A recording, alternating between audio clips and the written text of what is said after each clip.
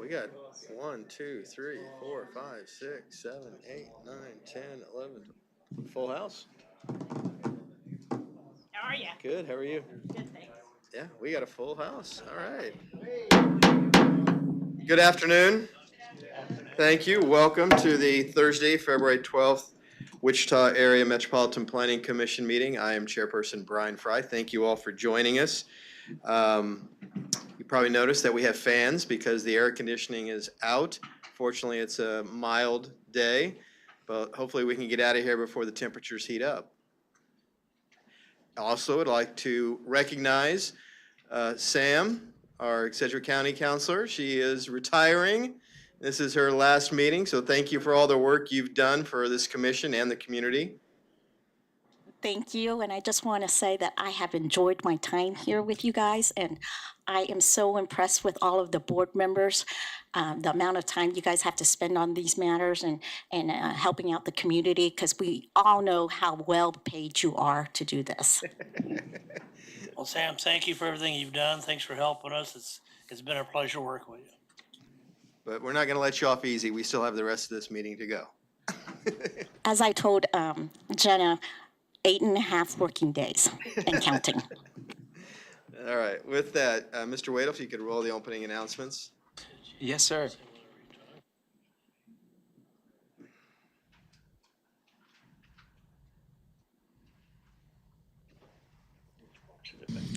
Before we begin the agenda, the Wichita-Sedgwick County Metropolitan Area Planning Commission and the Wichita-Sedgwick County Board of Zoning Appeals would like to take this opportunity to welcome everyone to this public hearing. For those in attendance, copies of the agenda for today's meeting, the public hearing procedure, and planning department staff reports on all agenda items are available in the lobby.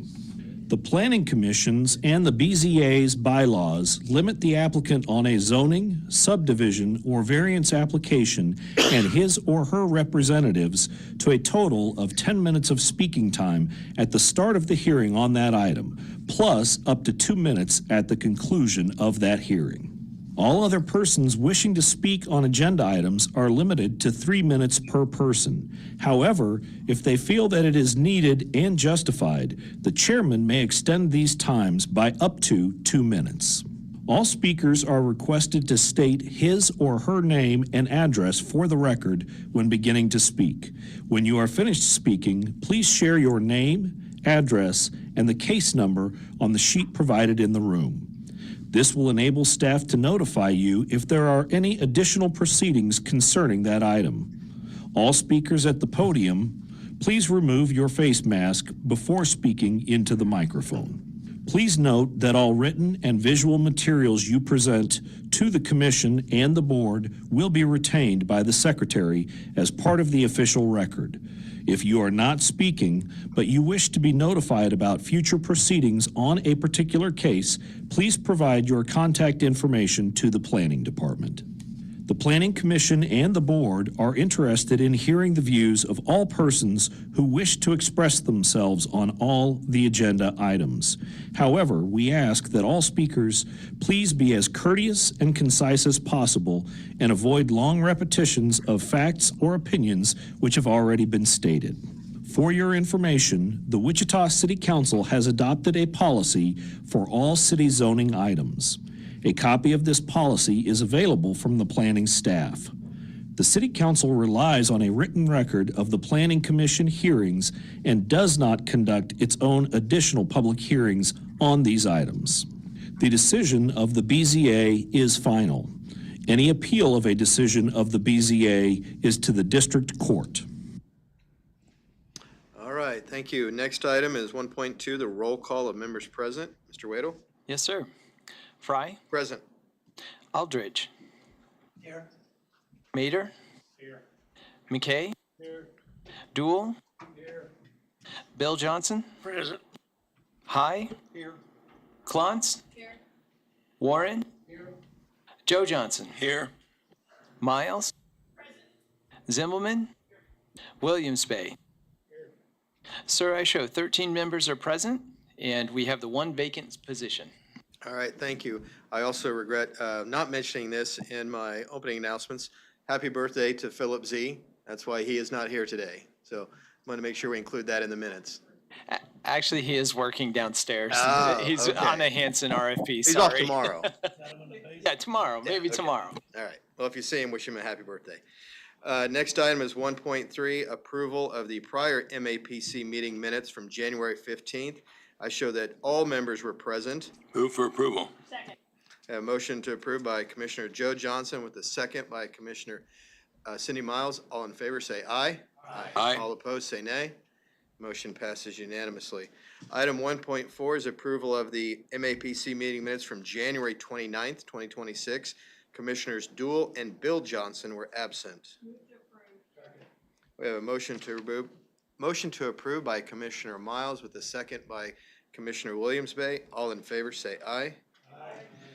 All opposed, say nay. Motion passes unanimously with 2 abstentions. Thank you for being quick on the draw. Item 1.5 is determination of the MAPC consent items, where we will go through the agenda to see which items we can approve on consent. On subdivision committee, both cases, subdivision 2026-001, a one-step final plat for Flatland Estates, as well as subdivision 2026-2, a one-step final plat for Cottonwood Estates, have been deferred to February 26th. So if you're here for either one of those, you'll need to come back February 26th. For the vacation case, which is vacation 2025-38, which was deferred from December 18th, that too is being deferred again to April 9th, 2026. So if you're here for this case, you'll need to come back. Public hearings. Item 4.1, conditional 2025-162, a conditional use request for an accessory apartment approximately at North Perry and West 13th Street North. Are there any members from the commission who would like to hear this case? Seeing none, are there any members from the public who would like to hear this case? Seeing none, we'll move item 4.1 to consent. Item 4.2, conditional use 2025-169. This was moved from January 29th. This is a conditional use request to allow a wireless communication facility in the rural residential district at South 215th Street West and West 95th Street South approximately. Are there any members from the commission who would like to hear this case? Seeing none, are there any members from the public who would like to hear this case? Seeing none, we'll move item 4.2 to consent. Item 4.3, zone request 2025-67. A zone change request in the city from SF5 to TF3, approximately West 55th Street South and South Seneca Street. Are there any members from the commission who would like to hear this case? Seeing none, are there any members from the public who would like to hear this case? Seeing none, we'll move item 4.3 to consent.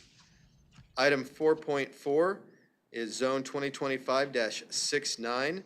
This was moved from January 29th. A zone change request in the county from RR to SF5, generally located East 84th Street and South Hydraulic Avenue. Are there any members from the commission who would like to hear this case? Seeing none, are there any members from the public who would like to hear this case? Seeing none, we'll move item 4.4 to consent. Item 4.5, zone 2025-72. This is in the city from a GO and MF 29 to GC, roughly East 9th Street North and North Hillside Avenue. Are there any members from the commission who would like to hear this case? Seeing none, are there any members from the public who would like to hear this case? Yes, sir. We will move item 4.5 to consent. And I heard that yes, or not to consent, I apologize. We will hear that case, and that came from the applicant agent. They're present, so. I know you guys are just chomping on the bit to catch me with something, man. I love it. Item 4.6, Zone 2026-1 with conditional 2026-1. Zone change request in the city from TF3 to LC for entertainment establishment. Staff recommendation is to deny, so we are going to hear that case as well. Move to approve agenda items 4-1, 4-2, 4-3, and 4-4. We have a motion to approve items 4-1 through 4-4 by Commissioner Miles with a second by Commissioner High. All in favor say aye. Aye. All opposed say nay. Motion passes unanimously.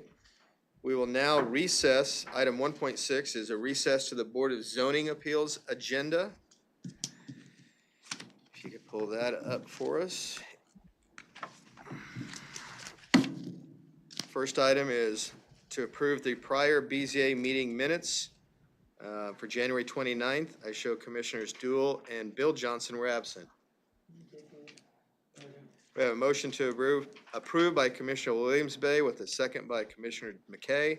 All in favor say aye. Aye. All opposed say nay. And we have 2 abstentions. Next item is item 2, BZA 2025-90, a variance request in the city for an interior side setback. Staff is recommending approval and that it meets all 5 criteria. We can approve without hearing the case unless someone wants to hear the case. Is there any members from the commission who would like to hear this case?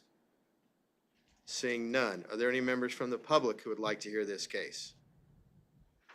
Seeing none, I motion that we approve the variance request subject to the staff report. Second. We have a motion to approve with a second by Commissioner Aldridge. All in favor say aye. Aye. All opposed say nay. Motion passes unanimously. Item 3, BZA 2025-91, that item is being deferred to February 26th. So we will not be hearing that case today. With that, that brings the end of our BZA agenda. I move that we adjourn that and return to our regular planning agenda. All right, next item will then be case number 4.5. And I believe, Sam, this is your case? Sam Dietz, not.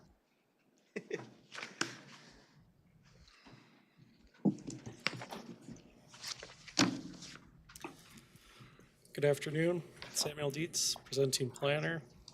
Case 2025-72 is a request for a zone change from GO General Office and MF29 Multifamily Residential to GC General Commercial with a protective overlay, number 471. This will allow for construction, sales, and service. As you can see in the aerial photo, there is an existing construction, sales, and service operating at this location and has been since at least 2017 despite non-conformance with the Unified Zoning Code. Property is located between North Hillside Avenue, North Holyoke Avenue, and the Redbud Trail to the north.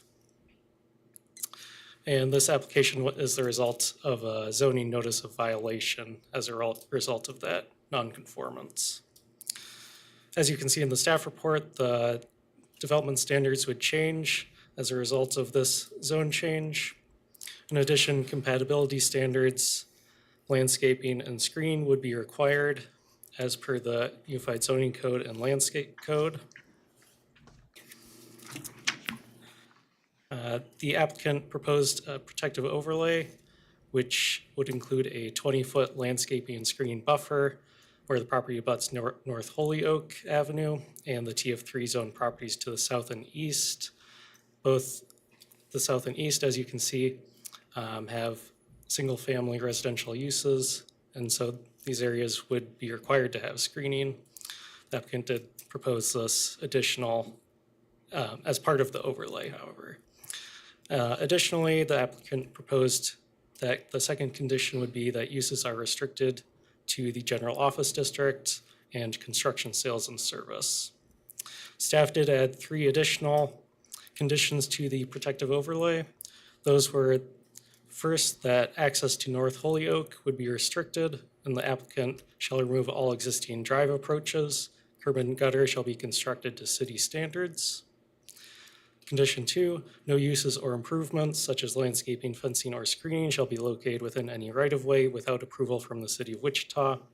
This was included because in the aerial imagery, it appears that a portion of the property does extend into the North Holyoke Avenue right-of-way. Third condition would be that all drive aisles and parking areas within the site shall be serviced with a monolithic material as required by Section 4A of the Unified Zoning Code. Regarding that first condition that staff added, access to North Holyoke, currently the subject site has multiple drive approaches from North Holyoke. I believe that number is 5, and these were likely from previous single-family residential uses. And the frontage along North Holyoke is currently fenced, but there is nothing that would prevent the applicant from accessing the site from North Holyoke if desired. Therefore, this provision was added to prevent access in the future. Property to the north is zoned TF3, but is used for the Redbud Trail, and therefore screening and landscape are not required along that side. Properties to the south and east are also zoned TF3 and developed with single-family dwellings. Property to the west is zoned GC General Commercial and developed with commercial uses.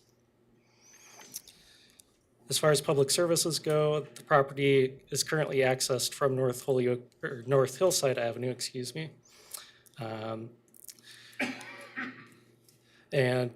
As I mentioned before, North Holyoke Avenue abuts the east side of the property, but there is no access currently, just the existing curb cuts.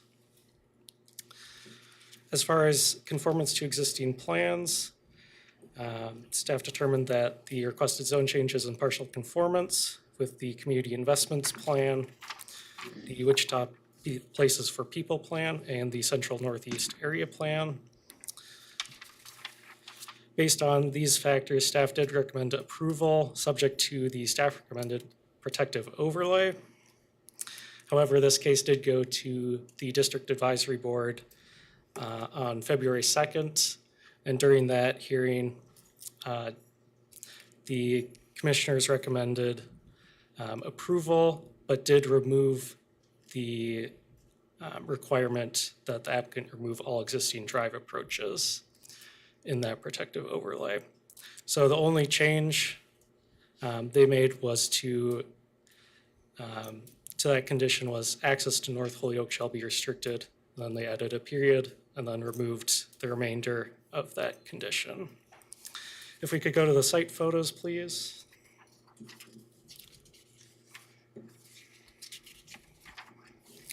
This is looking east into the site from North Hillside Avenue. Next photo, please.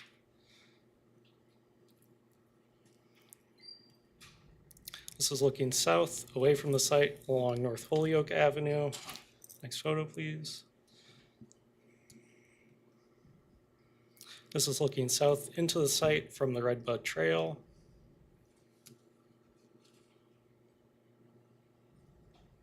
This is looking west into the site from North Holyoke, and here you can see those existing drive approaches.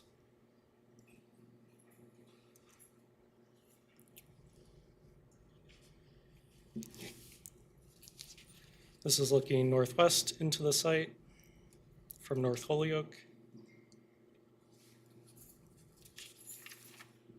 This is looking east away from the site across North Holyoke. This is looking south away from the site along North Hillside.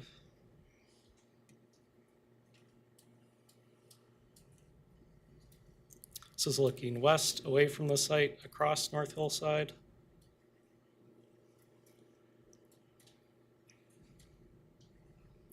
This is looking east along the Redbud Trail. The zone change request would be on the right side. The applicant does additionally own the property on the left.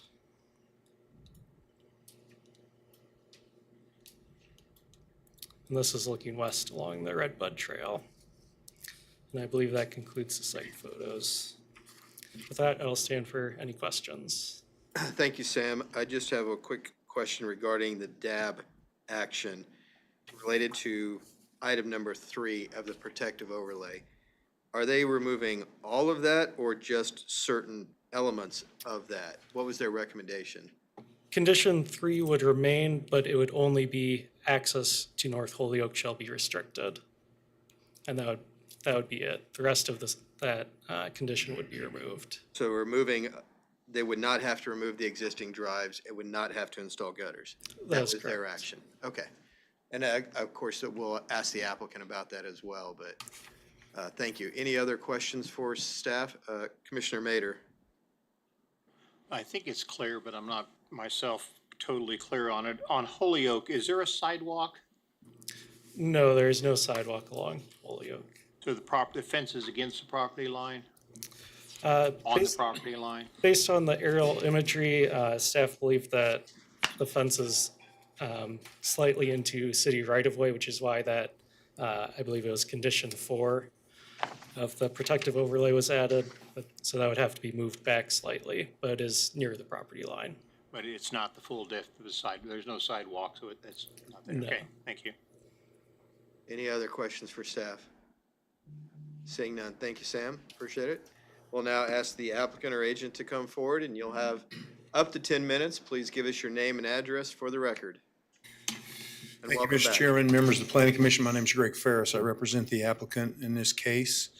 To be very brief, we agree with everything that's been said from staff. We have no problems with, we offered the 20-foot buffer to help protect the neighborhood. So as you saw those pictures, that chain link fence will now be replaced with a solid screening fence. There then will be 20-foot, will be no activity, and in that 20-foot will also be landscaping as required by city code. So we believe that that helps dramatically change what is there currently. The property immediately to the north is owned also. That's the office. It's zoned general commercial now. And the reason that we're doing general commercial here is that's the first category that allows the use that they want to have there. But by restricting it to general office uses plus that means that there won't be any time in the future bars, taverns, et cetera, all those things that go along with general commercial zoning, car lots, any of that cannot happen here because it's remaining the use of general commercial. We offered that because we have no problem with that. And in fact, the only issue that we have with staff's report is the issue that was raised at the DAB. And what we would ask is that you would concur with the DAB findings that it is not necessary to spend the thousands and thousands, the tens of thousands of dollars concreting drive approaches. We're required to have a solid screening fence so there can be no access. So we have eliminated that. You also have a provision that there is no access. So then just to pave concrete and gutter where it's not needed seems to be a bit excessive and expensive for this project. With that, I'd be glad to answer any questions that you might have. Thank you. Anyone have any questions for the applicant? Seeing none, thank you, Mr. Ferris. Now we'll open it up for public comment. If there's anyone here that would like to speak on this case, this is your opportunity.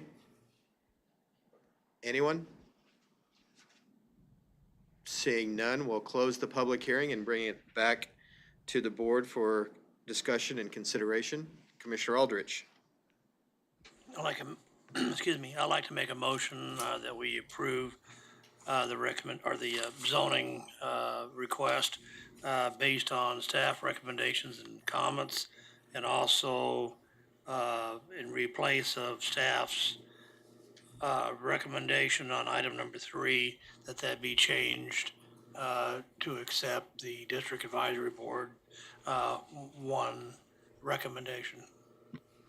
Do we need to reference the recommendation from the District Advisory Board as part of the motion, or is it clear enough this way?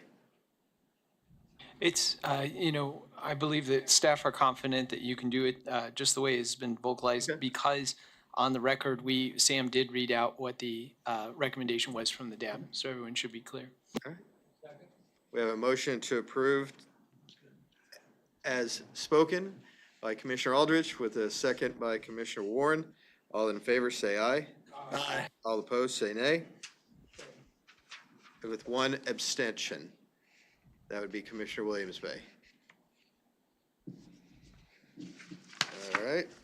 Next case is item 4.6.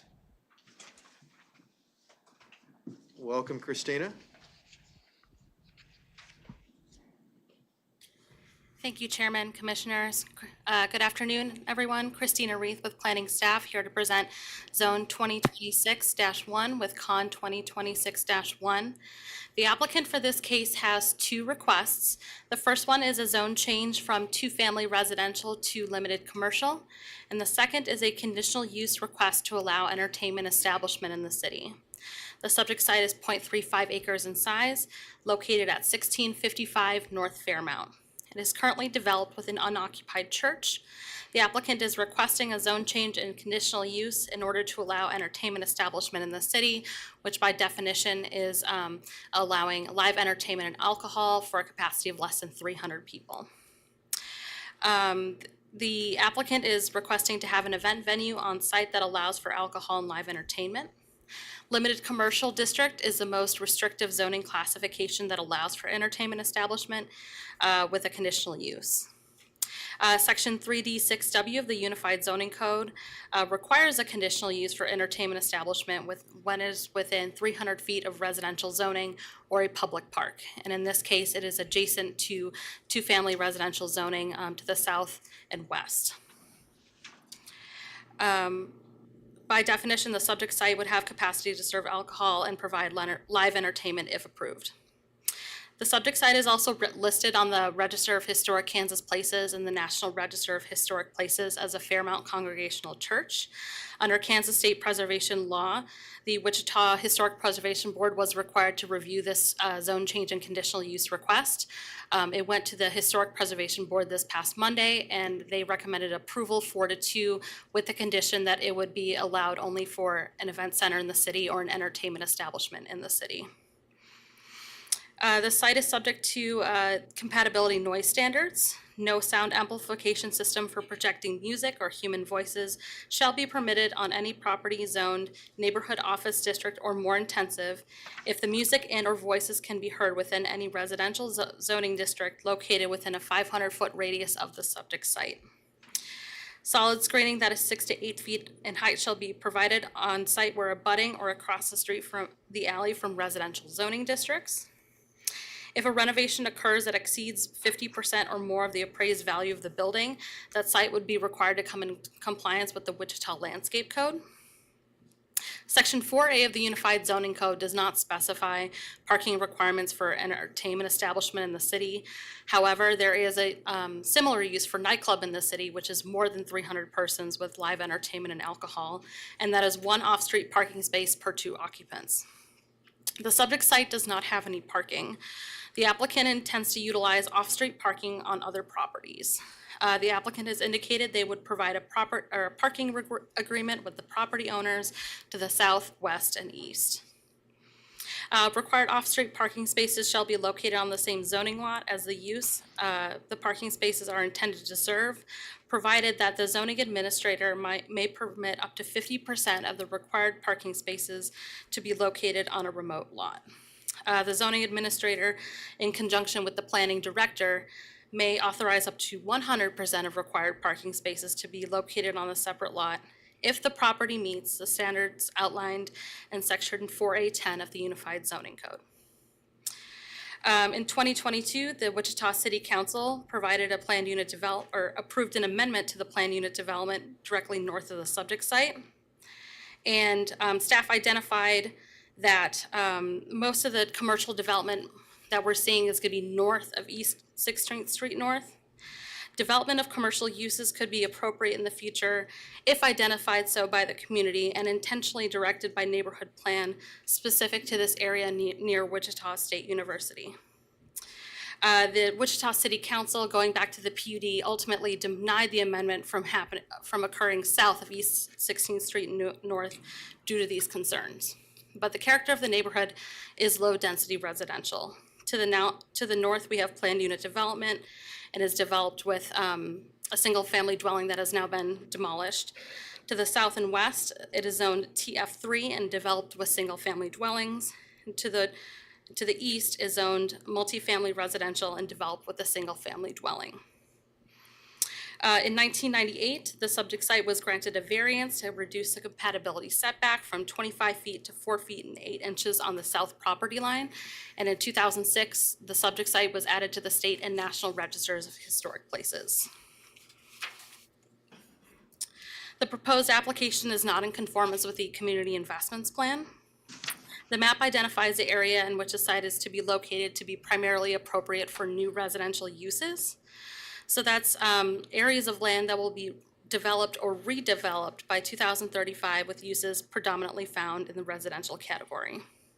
The market for commercial uses has not been identified yet for this area, which does not align with the goals of the plan for this area.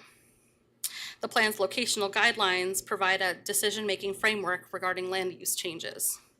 One of the suggested development patterns states that higher intensity development should be discouraged from locating in areas of existing lower intensity development, particularly established low-density residential neighborhoods.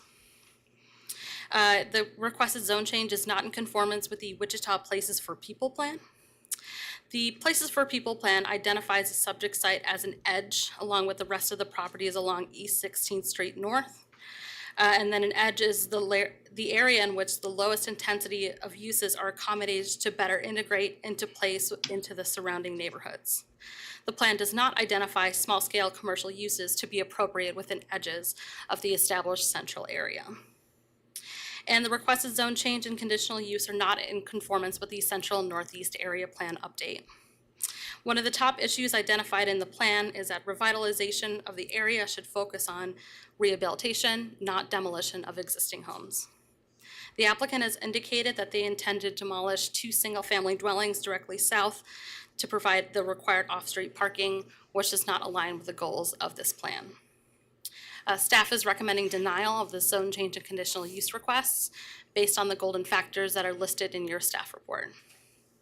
At the time, I did not receive any comments on the requested conditional use. However, following the DAB meeting, they did provide two members of the DAB, provided additional comment that is printed out and distributed to you guys.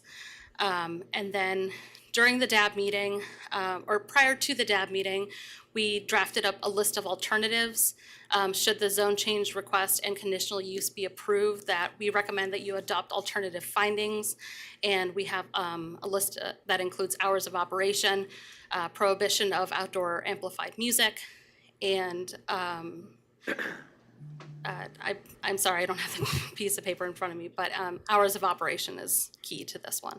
So with that, let's go to some of the site photos. This is the site plan provided by the applicant. They intend to have 60 parking spaces for a total of 120 people. This is looking east towards the site. This is the back of the church. Next slide, please. This is looking south towards the site. This is the side of the church. Next slide, please. This is looking west towards the site, just to show you how close it is to the nearest single-family dwelling. Next slide, please. This is looking west towards the site as well, showing you the front of the church. Next slide, please.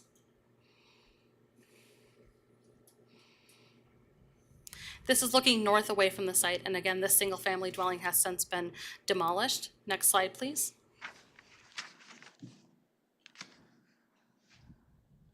This is looking east away from the site. What is not shown in this photo is a single-family dwelling, and this is the open space adjacent to it.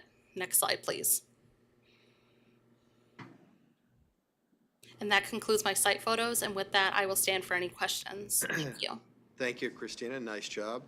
First hand up was Commissioner Aldrich, then Warren, then Williams Bay. Christina, thank you. Staff report shows that the Wichita Historic Preservation Board was to hear the case on February the 9th. Yes. Do you have any feedback or anything from that meeting, or did it occur? Yeah, so to summarize a meeting, I think what was important to them and what the chair spoke about was that, you know, if we were to recommend denial of this request, the building would be vacant. It would not be utilized. And then also, one thing they touched upon is that it's historically been used as a church.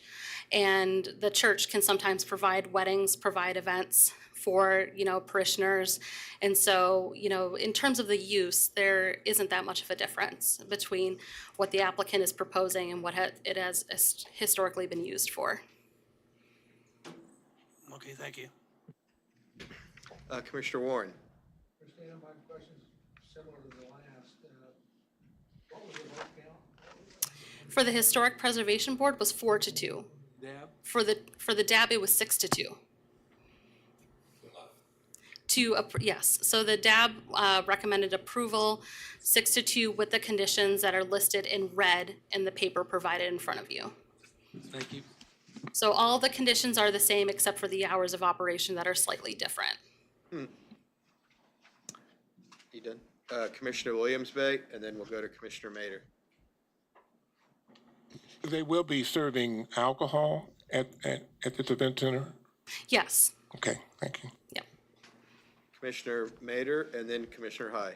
So I was coasting right along here, sounded really good, and then you mentioned tearing down 2 houses for parking. Did I miss that? Were we getting the additional parking? Yes, so I will let the applicant elaborate on this a little bit more, but it was in my discussion with him that to provide additional parking, he is hoping to work in agreement with the neighbor to the south to demolish those homes. Does that have anything to do with what we're voting on today, or do we have any control over that today? So in terms of the parking, I guess the relevancy here is that they would need, so the applicant to the south would need to apply for a conditional use for ancillary parking for the subject site. Okay, and if they didn't get that, then the site's short parking. Or the capacity would be limited. Okay, thank you. Commissioner High. I think you mentioned it, but I want to make sure I heard it correctly. To the south, where the 2 buildings are now, is where would be demolished, and a parking lot would be put in there with 60 parking spots. Is that correct? So there would be a total of 60 parking spots between the property to the north, which is a shared parking agreement, a property to the east with a shared parking agreement, and a property to the south. And the property to the south. Correct. Okay, so you don't know the number of anticipated ancillary parking? Not specifically for the properties to the south, no. That's fine, thank you. Hold on, Commissioner, or Mr. Wadle, almost promoted you. Thank you, sir. I almost got a promotion there. So what I'd like to point out is the question about the parking. There's nothing in your actions today that would commit the property owner to any specific parking solutions. So what has been voted on by the DAB, and this is my understanding, Christina, so correct me if I'm wrong. What was voted on by the DAB was the alternative that's been distributed to you at your desks, at your tables. And in there is a requirement that number 5, prior to the issuance of a certificate of occupancy, the applicant must submit a parking plan, which includes all parking agreements. So what it is saying essentially is that before they can open this venue, that they have to be able to show that they've got the parking through the parking agreements, or an alternative that they would have to somehow resolve the zoning parking requirement, whether it's through a variance or some other action. But they've got to somehow figure out what that parking piece is before they open it. Hold on, we had Commissioner Aldrich, and then it was a hand over here? And, okay, we got three more coming. Relating to the parking, when they come up with a parking plan, is that going to require what type of surface? Are they going to be able to have the grass surface? Or are they going to have to comply, with paving? Yeah, I believe that what the parking plan would do is identify the locations, and that those locations then would have to be in compliance with the zoning code in order to be in operation for the parking.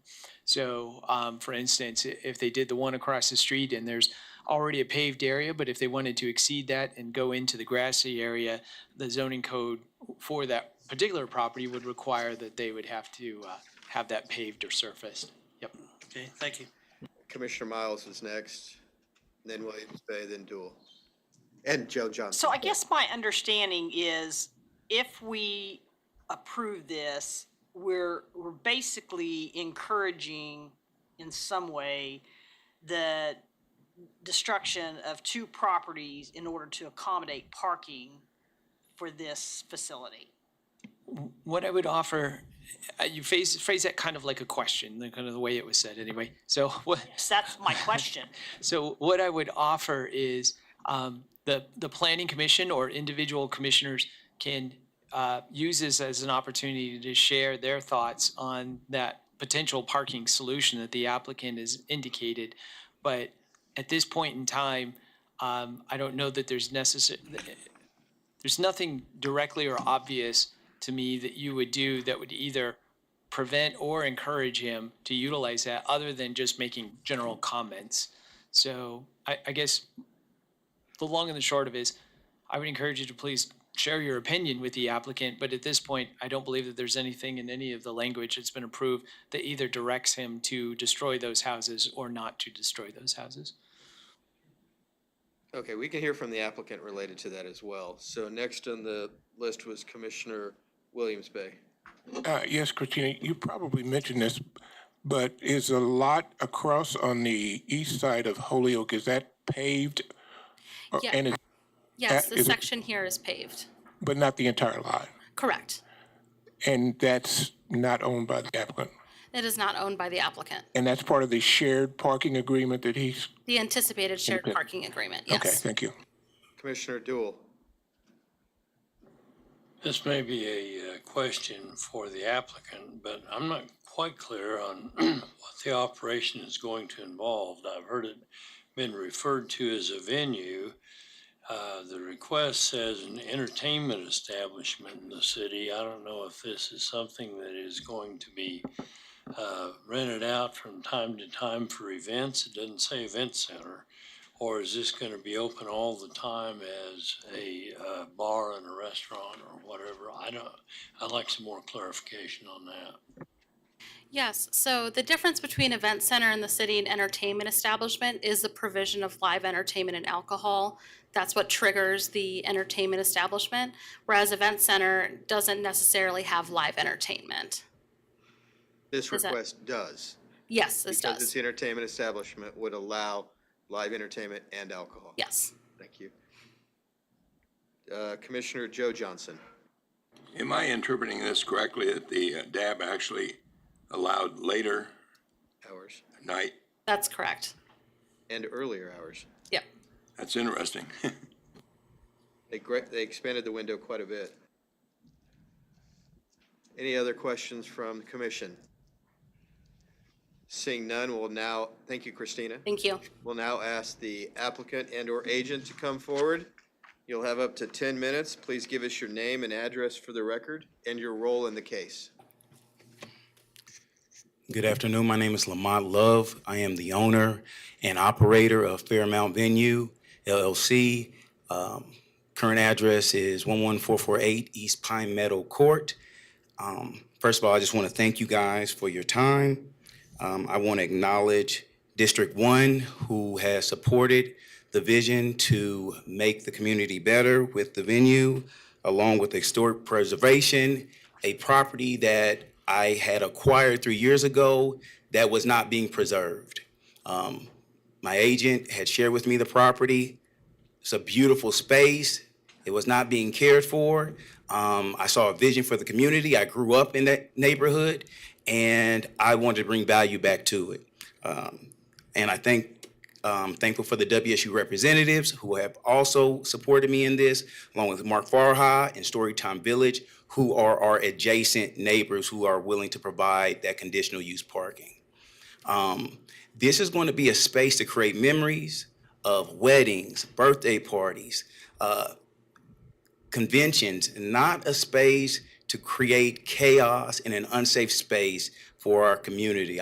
I love Wichita. I'm born and raised here. Went to Alabama. I came back home. My wife was here. This is where my heart is at. And so I love my community. And everyone that has seen me work tirelessly to make that space look better, they love the fact that I brought more value to that space. The intent to provide, to allow alcohol is only for them to have celebration, not for intoxication and create chaos. It's not to create an unsafe environment. And then in regards to parking, those 2 lots adjacent that Mark Farha is willing and ready for me to purchase, the sole purpose of that is these are 2 properties that have not, he acknowledges, he has a lot of properties, he has not maintained. They are in dire need of renovations, and then they're better off being knocked down than to renovate them. And my intent for that community is not just to work on that corner, but I'm invested into also renovating other homes and making that whole block a safe space and bring value back to that area. Thank you. Thank you, Mr. Love. Couple of quick questions for you, if you don't mind. You said you've owned it for 3 years. For 3 years, Were yes. you part of the PUD to the north that made the request that was denied by City Council in '22? No. Okay. And it looks like there's been some major remodeling. Did you do all that remodeling? Did it all. Okay. Did it all. And it's on the historic preserve, but respectfully, it was not being preserved. And I brought life back to it. It's a beautiful space. Whenever you guys want to come and see the inside, it'll leave you speechless. It's a beautiful space. I've really put a lot into it. I love my community, and I want to make it better. Well, I should have started by saying welcome home, so thank you. Thank you, thank you. Any other questions for the applicant? Commissioner Williams Bay. Yes, Mr. Love, isn't one of those houses south of there for sale now?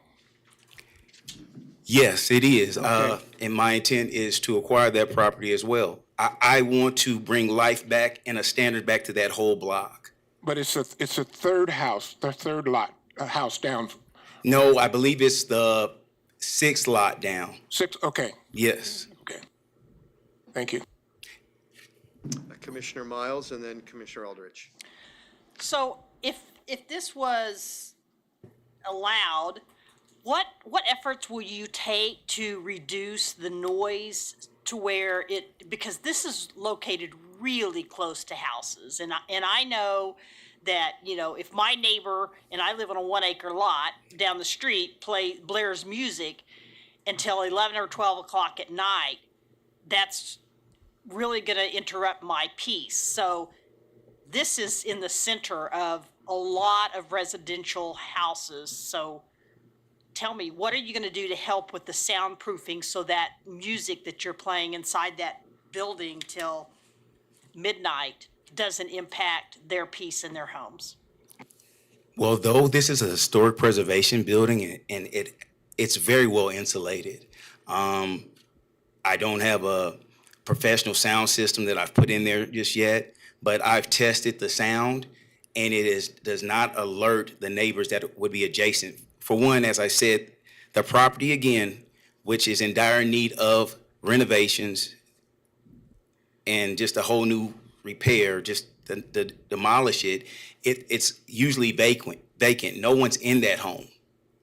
And so no one has made any fuss, any concern about anything that's taken place in that space. I'll be frank, I have a grandmother who turned 94 years old. I did use that space to celebrate her birthday. I didn't rent it out to her. She's my grandmother. I allowed her to use that space. And we had over 150 people there. And it went swell. We weren't rowdy. Yes, did we allow people to have celebration drinks? Yes, but it's not a space to create an unsafe environment. That my number one responsibility in life is to keep myself safe and the people around me safe. So that is not my intent. And so, but to the point of the music, I did not see it as a concern when the music was blaring. The building is well insulated, and we're not looking to create a disruption. Our neighbors are Storytime Village and basically Mark Farha. Those are our neighbors that are all adjacent to us in that space. We maintain a great relationship. Mark Farha just sent me a text message while we were here in the meeting, and we have Priska Barnes, who's the owner of Storytime Village, and Mark Farha's full support in this space. So you're currently playing music till midnight? No, not till midnight. But so I don't know. You don't know until you know. But we have a security team in place that will run and maintain a controlled environment. So if in the event that things seem to be, a neighbor said we were displaying disorderly conduct, it would be addressed immediately, and we would turn down the music or turn it off or end or have a revisit our hours of being open till 12. But I also say this, I have some amazing neighbors down the street called college students, and they blast their music, they have a great time, and they don't never cause a problem, and no neighbors are ever bothered by any of the noise that they make. So some great kids down the street blast their music all the time, doing car washes and playing volleyball and all kinds of sorts of things. And they don't seem to have created any kind of issue or disturbance in the community, and I've never seen law enforcement come and stop them. Commissioner Aldrich.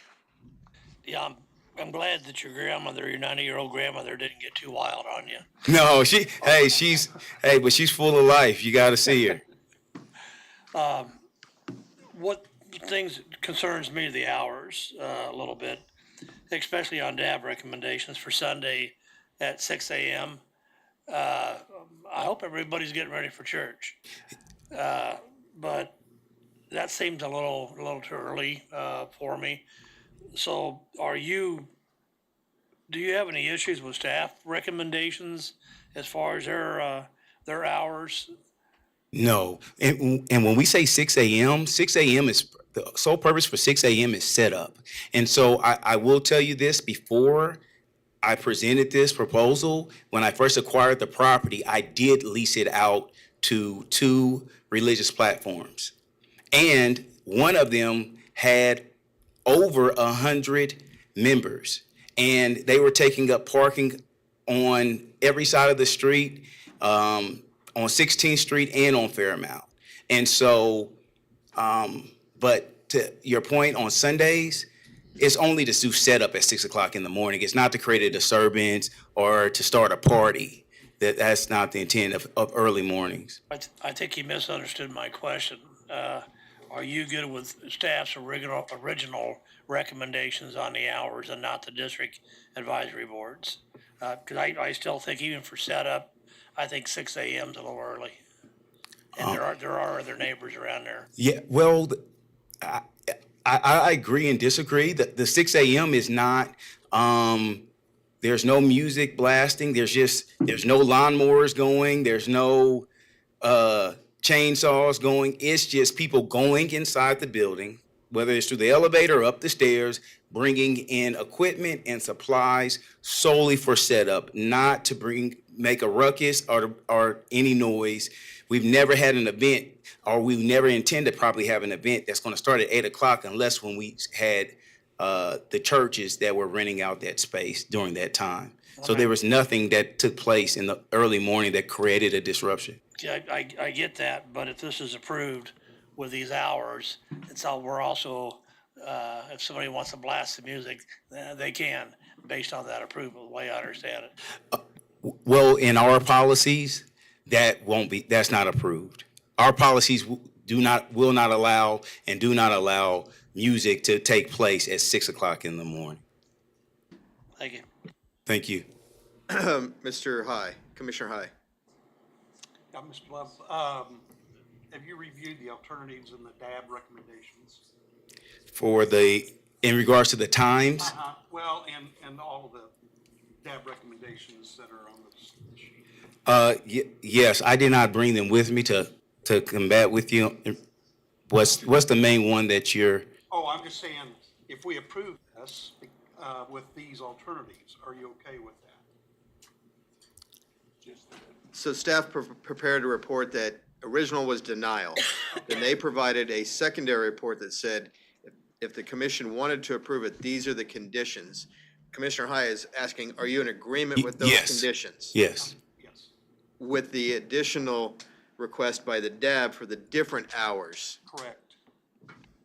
Okay, gotcha. No, I'm still pushing for us to be able to have that space until 12. And usually, That is the recommendation from the DAB? yes, then I am for that. Okay, did the DAB make those hours, or was that a request by you? The DAB presented it to us, and then we agreed. We didn't want to push the envelope. We were just grateful that they were on our side, but they knew realistically, when you're having a celebration, a wedding, a birthday party, even a conference, sometimes cleanup, you don't get out of there until 11, 12 o'clock at night. So that's why they were in support and suggested that, and we were thankful that they were in support of that vision. Commissioner Hyde, did your question answered to your satisfaction? Okay. Did I see another hand over here? Thank you, brother. No? No more questions from commission? Yes. Thank Okay. you. No more questions from the commission. Mr. Love, if you would stand by, I'm going to open it up to public comment. If there's anyone from the public that would like to comment on this case, this is your opportunity. Seeing none, we will close public comment and bring it back to the commission for consideration.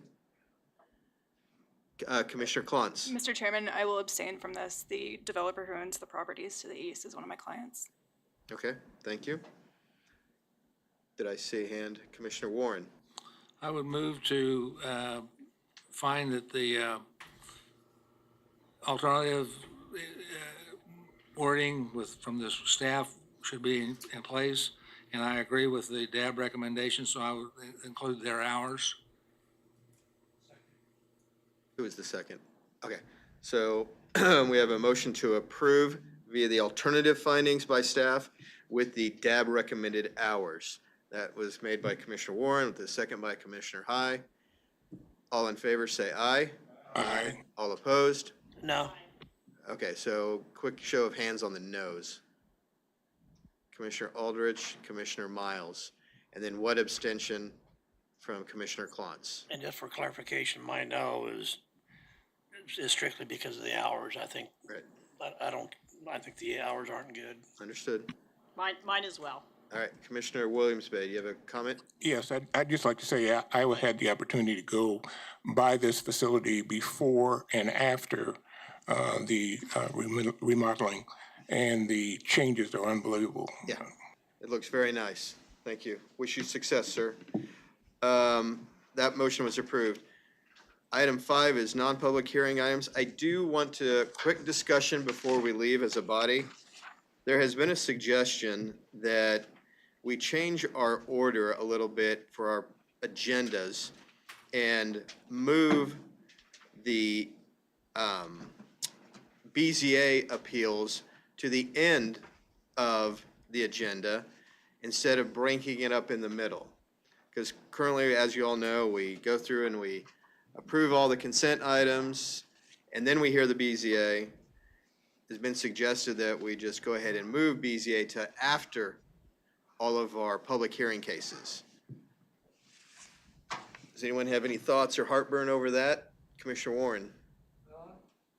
I'm in favor of leaving it the way it is. Those that have gone through and got to the BZA had to stand in line once. Now they're standing in line again, and put them at the end of the line again, I think would be a penalty against them. So I think the idea of finding out what we've got in a regular meeting that we can take by consent, I like that process going through, then taking the BZA issues and then going back in. So I like the system the way it's set up now. Any other comments? Commissioner Aldrich? I agree. It was Commissioner Duell? Okay. I don't disagree. You know, those are relatively short, so we can get through them pretty quick. And initially I didn't care one way or the other, and I got to thinking about it, and I agree. Just get it out of the way and move on. Okay. Well, I think maybe the only adjustment I would probably do is maybe flip-flop the BZA agenda with the determination of the consent items. just to get it out of the way, and then we can go through the consent, see what we're gonna hear. That way, we've moved on completely to the commission agenda and not have to break it up. So, Can we start with the BZA and do that first and then go into the other? well, I like getting, basically, you're just saying to do this before the approval of the minutes? No, I'm just saying, can we, as opposed to going through all the approval, That's what I just suggested. so we can do the BZA at the very beginning of the meeting, hear those cases, whatever, then look at the consent? Yes. Yeah, so it'd still keep the opening announcement, still keep roll call, approval of minutes, BZA, then we review the MAPC items for consent. Just flipping items 5 and 6. So Sorry, I I make a misunderstood. substitute motion to recommend that. Okay. So, we will flip those 2 items, just to help that procedurally. But I appreciate the discussion, thank you. Just try to smooth things out so people understand the process and not, wait a minute, what'd they just do? Oh, wait a minute, now what are we doing? Just makes it cleaner. So, any other comments, questions? Seeing none, thank you all. We are adjourned. You're right. That was a motion. Do we have a second for that? I'll second it. All in favor, say aye. Aye. All opposed? Motion approved unanimously. Now we're adjourned. I guess I really didn't take it as it needed to be a motion, but Recording stopped. because I didn't call for it. I was more just discussion. That's all right.